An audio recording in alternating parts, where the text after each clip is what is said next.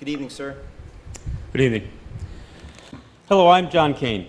I want to start by clearly stating that I am not Seneca. I am Mohawk, and I happen to live on the Cattaraugus territory of the Seneca Nation. I do not get paid by the Seneca Nation or Seneca Gaming. I do not have a dog in this fight that some of you and some of your elected officials and others seem to be waging against the Senecas. I do not speak for the Senecas, nor represent the Senecas, nor do I have any influence over the decisions the Senecas make. But I'll defend my Seneca neighbors, and I do have an opinion. And if that opinion offends any of you here, I hope you will reserve your anger for me rather than the Seneca people. But I did not come here to offend or anger any of you. I came here to set a few things straight and attempt to gain some of your understanding. I know that some of you here may hold the whitewashed Hollywood image of the 19th century cavalry as dashing young men on horseback riding into danger to rescue some damsel in distress. I hope not, but perhaps some of you do. And while the facts don't lie regarding the actions of this military division, opinions vary, and they vary most based on perspective. I can assure you that the perspective that Native people hold of the U.S. cavalry is not that of heroes rushing into harm's way to save lives. For us, drawing an analogy between the first responders in New York on 9/11 and the 19th century cavalry is wrong and makes no sense. And worse, it's offensive. Those men who rushed into those burning towers 17 years ago went in to help people. Sure, it was their job, but it must be made clear what their job was. And it wasn't to fight terrorism or any yet-to-be-named enemy of the USA. It was to save people. And that certainly was not the role of the U.S. cavalry.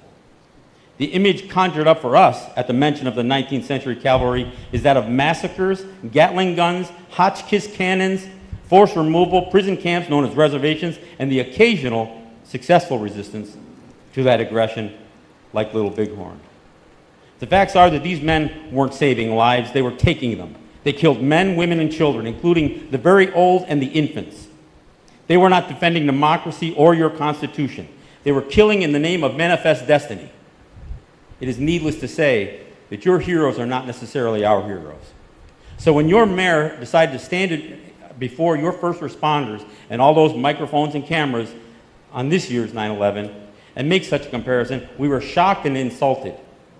We couldn't believe what we were hearing. It simply didn't make sense to us.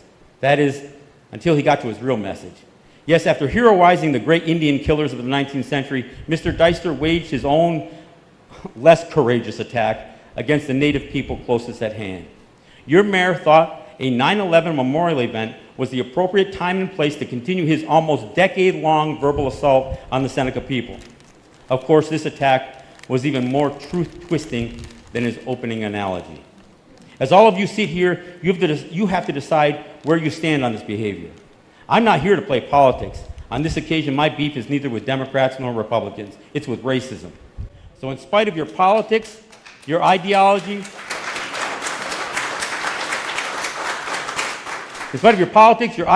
or even your skin color, you need to decide whether the behavior of your city leader is acceptable. Does your perspective allow you to dismiss ours? Are you content to be complacent over this, or worse, complicit? Your financial mess is not the fault of the Senecas. Quite to the contrary.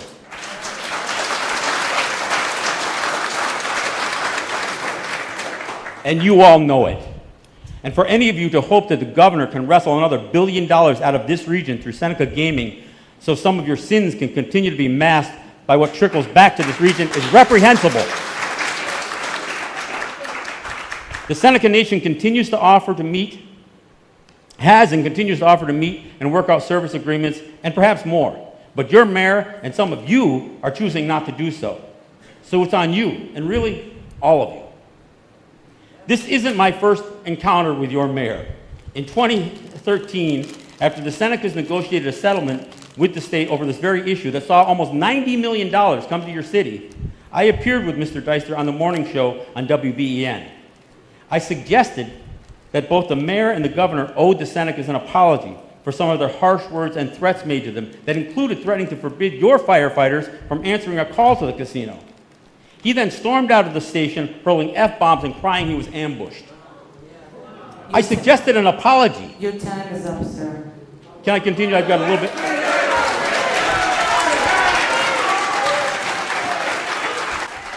So am I not allowed to continue because of the nature of my, or because I know I can ask for two additional minutes, right? No, but here's what I'd like to do. I mean, certainly I'd like a copy of that, but here's what you have to understand. If we allow everybody an extra minute or two, sir, it's not being respectful to the people that follow them. So we're going to have to ask you at this point. I know, but the applause may have stopped me from being, the applause and stuff like that interrupted my time, right? I understand, sir. I understand. I've got 2 paragraphs left.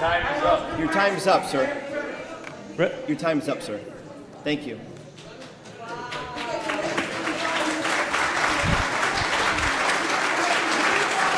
Shame on all of you.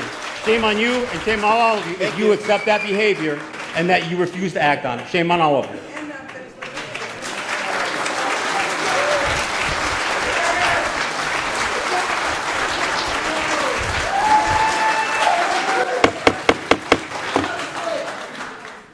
Lynn Wiley.